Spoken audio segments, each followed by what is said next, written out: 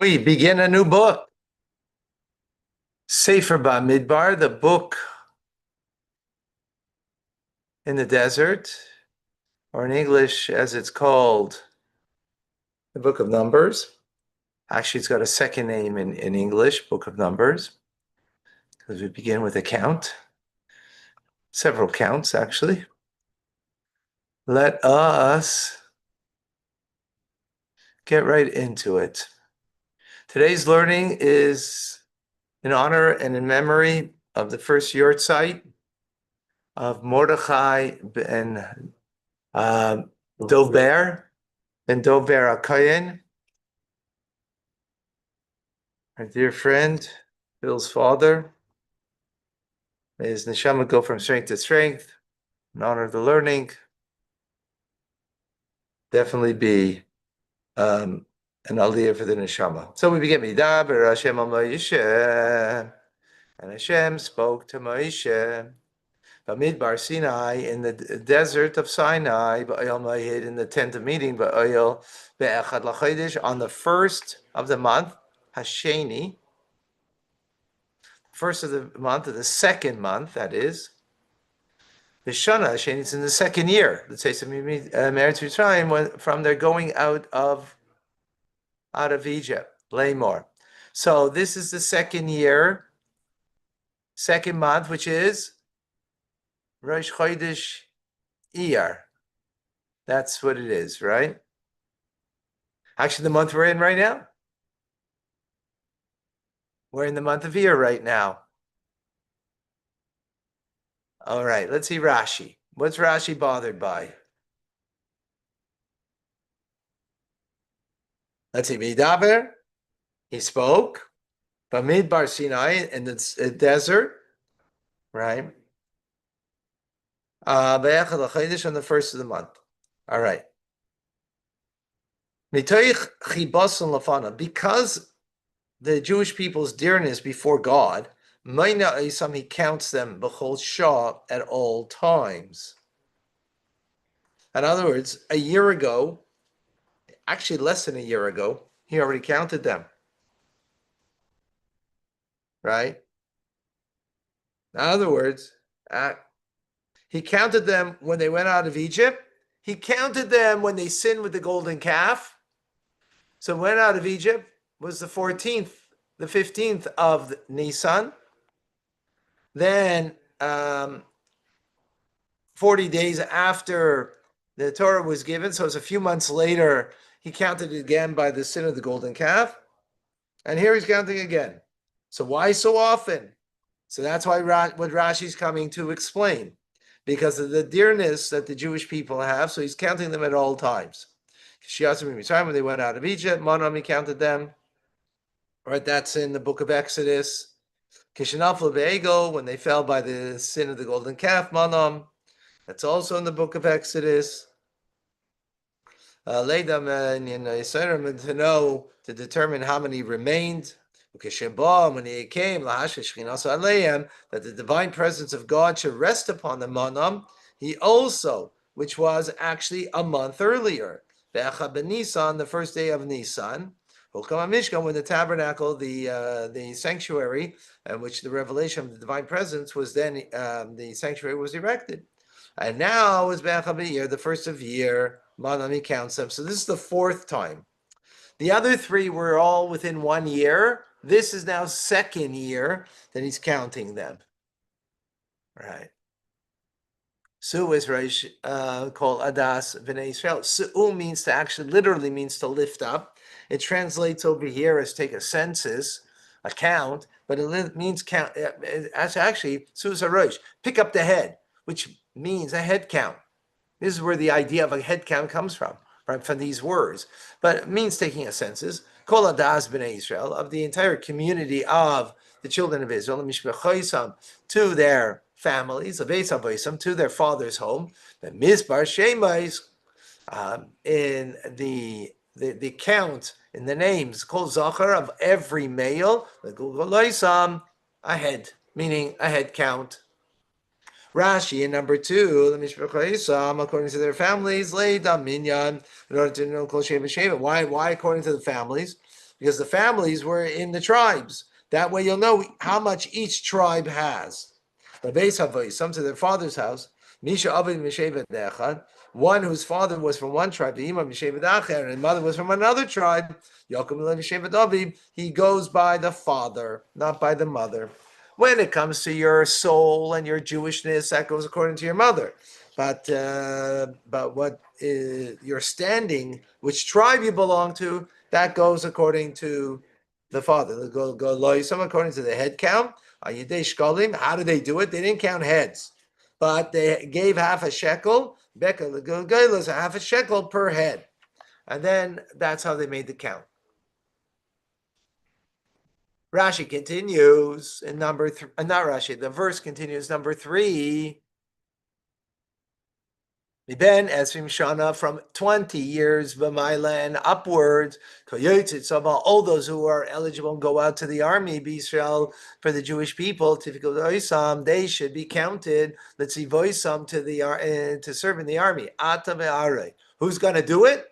Imagine that. Imagine you have Moshe and Aaron coming knocking at your door for the census. That's who's doing it here. God tells them that they have to do it. Not some guy who's, that the government's paying $20 an hour. Right? Moshe and Aaron, they have to do it. Rashi, on number 3, Rashi said, all those who go out to the army, Magid, this tells us that no one goes into the army less than the age of 20. Only at 20 you can go out in the army.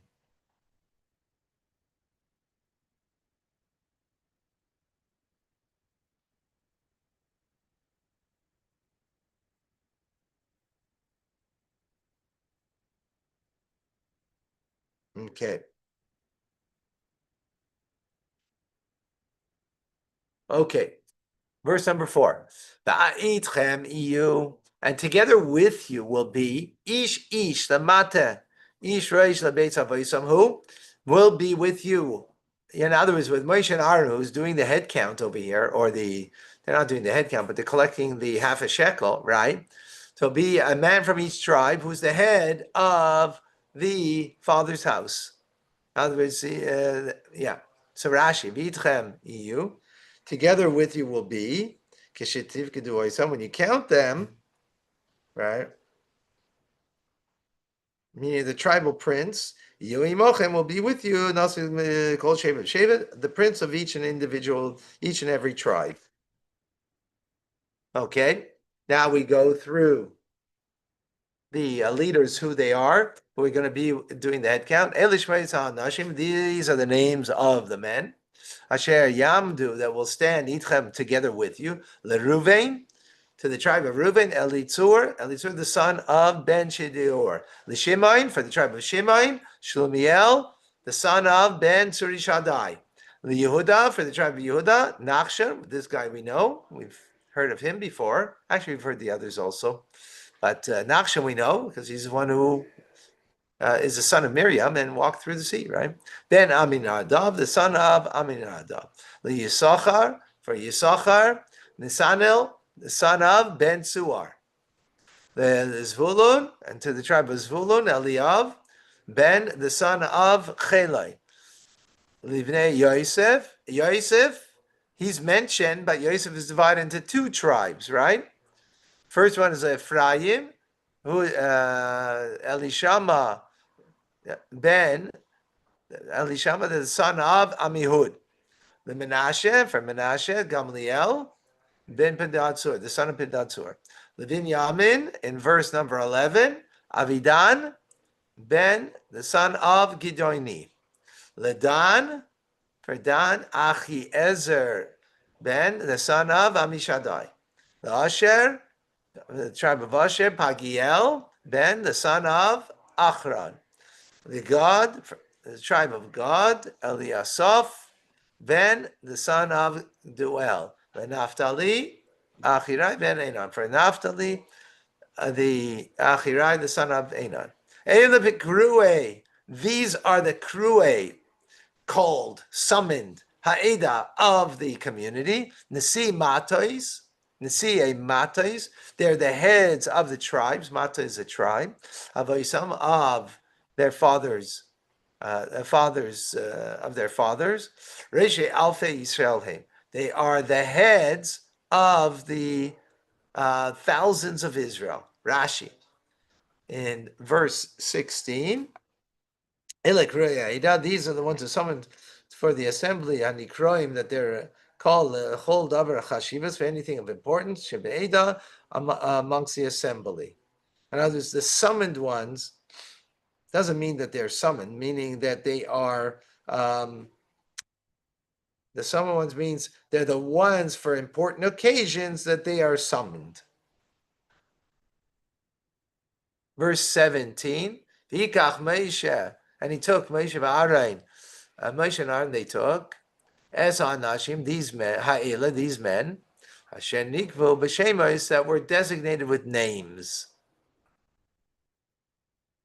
Okay, what does that mean exactly? It means designated.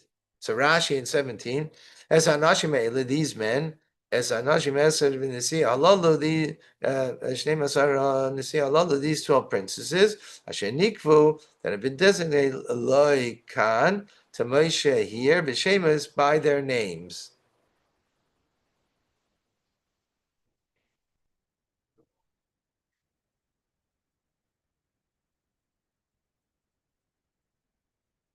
That's called Hikilu, and the entire assembly they gathered, the Echad Chodesh, on the first day of the month, meaning Rosh Chodesh, the Hasheni, the second month, Iyar, the month we're in now, the Yisialdu al Mishpachoisam, Lavesa Vaisam.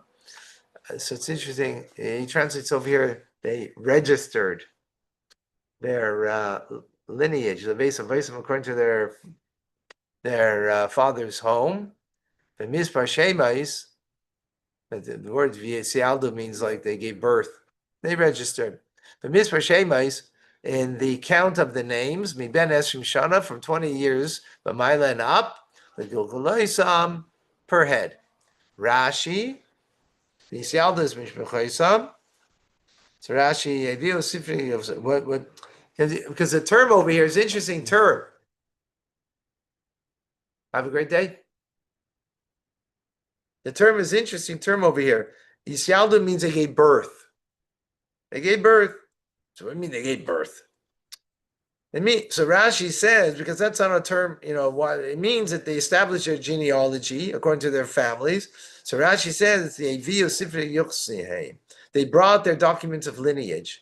And witnesses to the status of their birth, each and every one of them, that they should trace their ancestry to a particular tribe that they were claiming that they belonged to.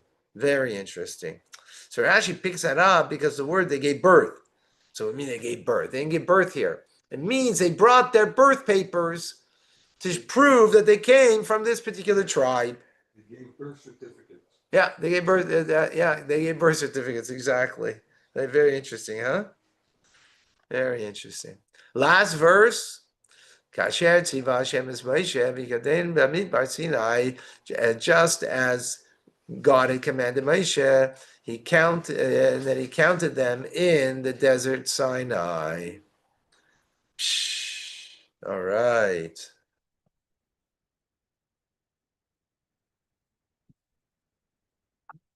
That's it for today. Come back for tomorrow. All right, folks.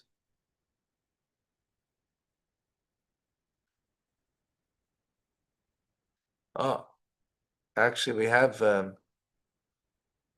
you have 2 more minutes. Yeah.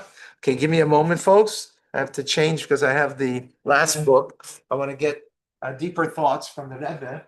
Give me a second. I'll take right here.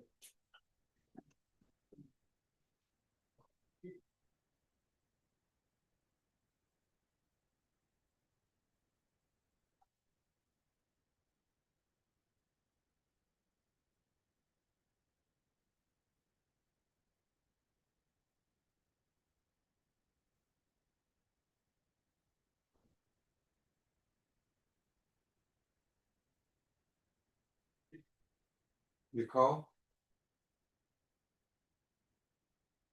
I did. Yeah. Yeah. Because he wouldn't speak, so I figured out what you wanted. Okay. Oh, okay. Right.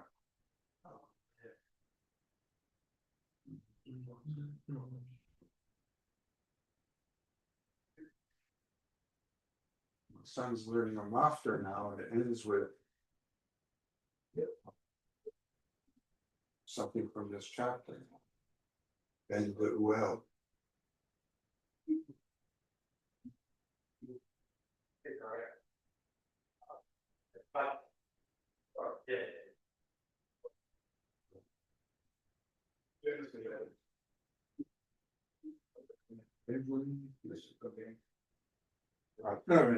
By yourself and the well. That's how my son's mafter ends. Oh yeah. The Hanukkah. Oh, because it's about the offerings, right? That's okay.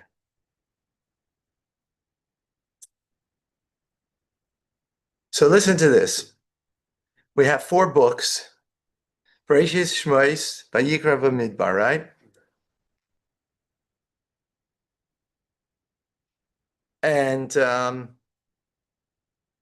this is showing the purpose of creation, just in the names of this, of the refinement and the transformation of this world to make a dwelling place for God. Bereshis. What is Bereshis? Brias Olam, creation, right? When so speaking about its root source, because the word Bereshis means in the beginning. Before there's already a refinement of this world. Then we come to Shmois. Shmois, the second book, is not really so much about the Exodus, even though the Exodus is there. It's really what the point of the Exodus is people make a mistake. They think the Exodus is, that can be free. No, let my people go in order that they should serve me. So where was the service? In the Mishkan, right? Making the Mishkan. So the second half of, and the most that is spoken about in all of Torah is making of the sanctuary, right? 5 chapters, 5 Torah portions, right? In other words, and how we bring the dwelling place of God into this world and make a refinement of this world. Then Vayikra is about the service of sacrifice, right on the altar. That's now taking the materiality of this world, putting on the altar of God in order to refine the material of this world. Not just making a home for God, but now in the specifics of the material. Then comes this book, Bamidbar, which is the travels of the Jewish people in the desert, which this is now the next, and in this there's two levels of refinement.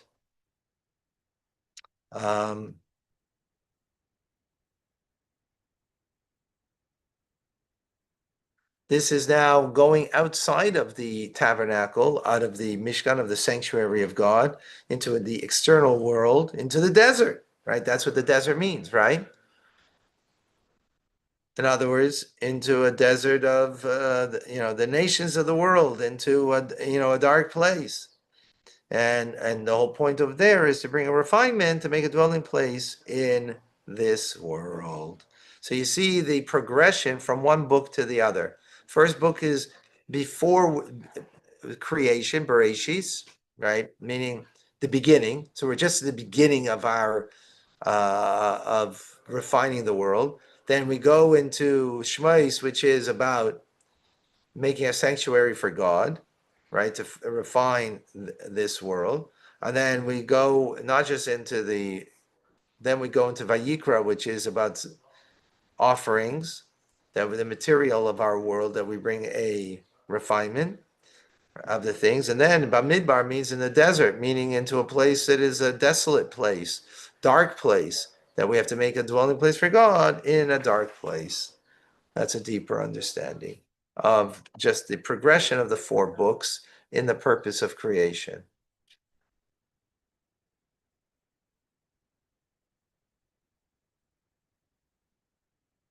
So,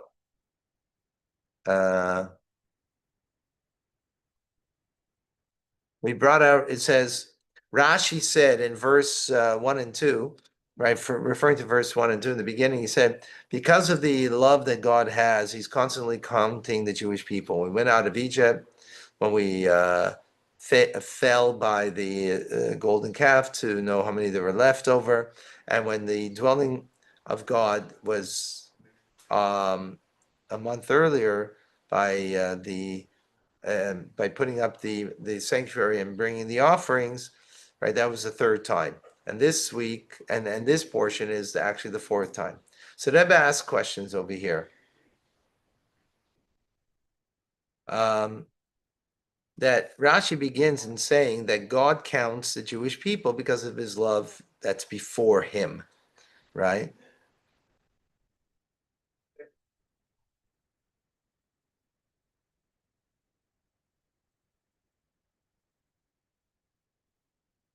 So if it's about showing the love of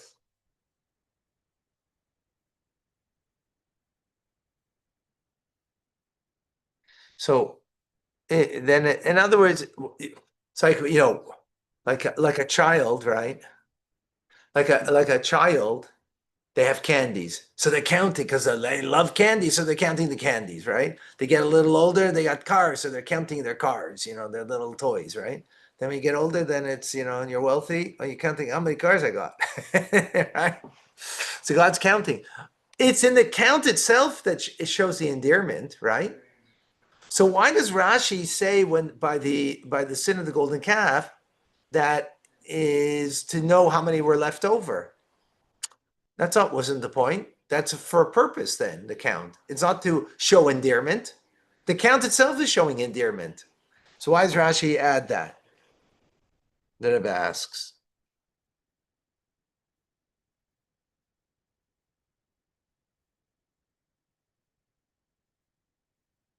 Mm-hmm. So if the purpose in the count of was after the sin of the golden calf was in order to know how many were left over, why was the count then done only after Yom Kippur? And not after the Chet Egel. The Chet Egel happened on the 17th of Tammuz, which was 80 days earlier. If the whole point is to know how many were left over, right? So then you make a count right away after they sinned, 80 days earlier. But the count was only done by after Yom Kippur, or after right after Yom Kippur, the day after Yom Kippur. So why did you wait? If the whole point was to know how many were left over, right? So that explains like this. Because you needed Yom Kippur to. But that's got nothing to do with the count. Seemingly, the count is to know how many were left over. Rashi's saying to know how many were left over. So if God forbid, the platoon goes into a battle, you're waiting 80 days to find how many that came out alive, or you want to know right away how many came out alive right away. So they sin with the golden calf, and you want to know this is showing an endearment by counting them. So do it right away. Don't wait, right? So the Rebbe explains like this. Follow? Yeah, we're good, everybody? We got the questions? Making sense? Okay, wonderful. Let's see what the Rebbe says.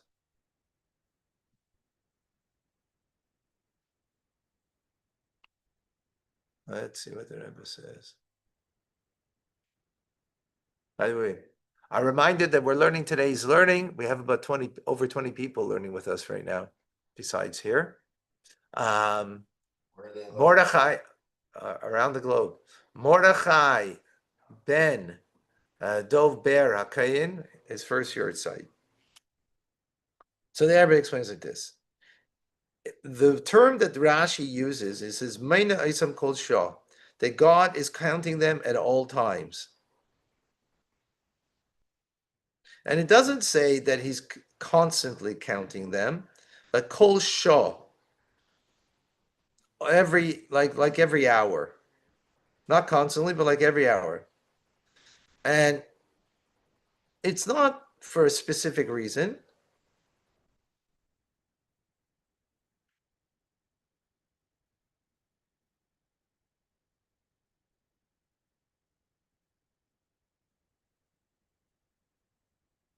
Uh-huh. The noise.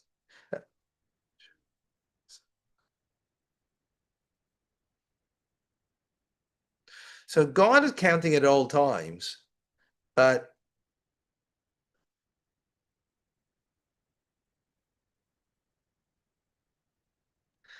we express that countdown here at certain times,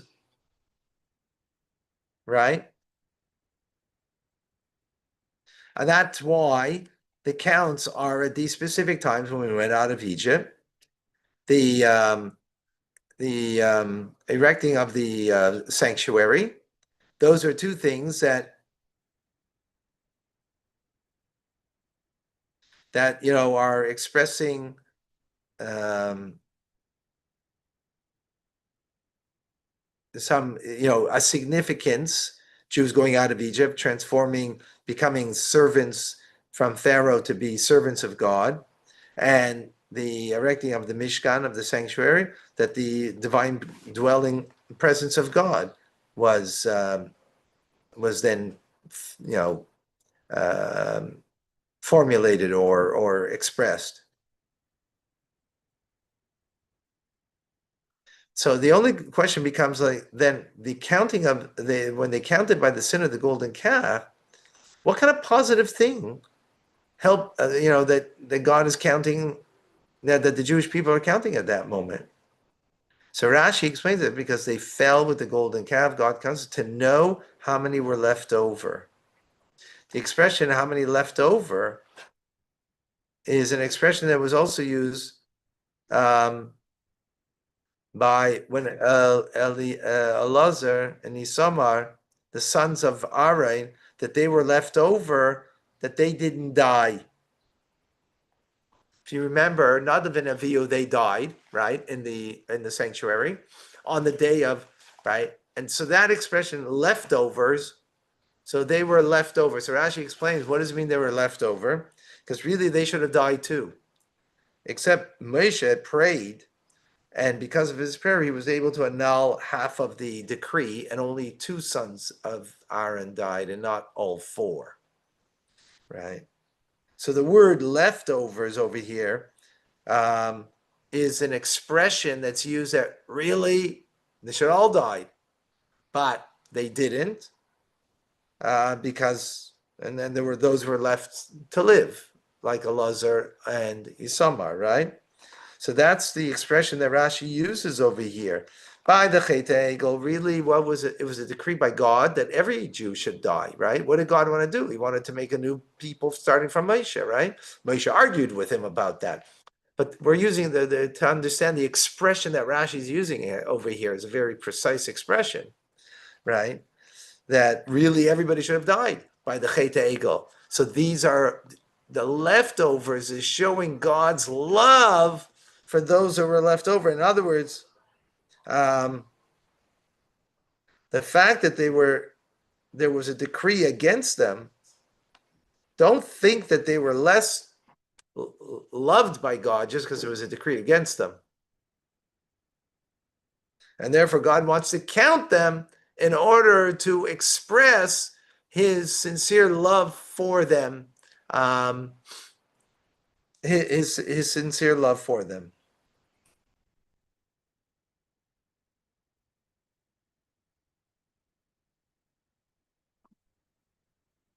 And when was that going to happen? When can true love be expressed? After the person takes a responsibility for their own lives. When was that? Yom Kippur. They got atonement. So it was the day after Yom Kippur. That's when he counts them, because now now that they're cleansed, so now he's going to count them. Wow. Because Powerful. they all participated in some way in worshiping the golden calf. Well, not necessarily Cleansing it, or right, or by the fact that they, even if you don't participate literally, but by, the only ones who didn't participate literally were the Levites who separated themselves, but they didn't separate themselves. They didn't, they were, it's like, they weren't participants. They give up their lives. you remember the ad for participation. Don't be on the sideline watching the game. Play in the game, right? So there were those who were sideline watching. They didn't play in the game. They didn't do it, but they were watching rather than doing something about it, right? Stopping it, exactly, right? So therefore, in that respect, they have some responsibility. So therefore, they needed the cleansing, and therefore the count would come after they were cleansed on Yom Kippur. Yeah. Wow. How the Rebbe is exacting on the words of Rashi.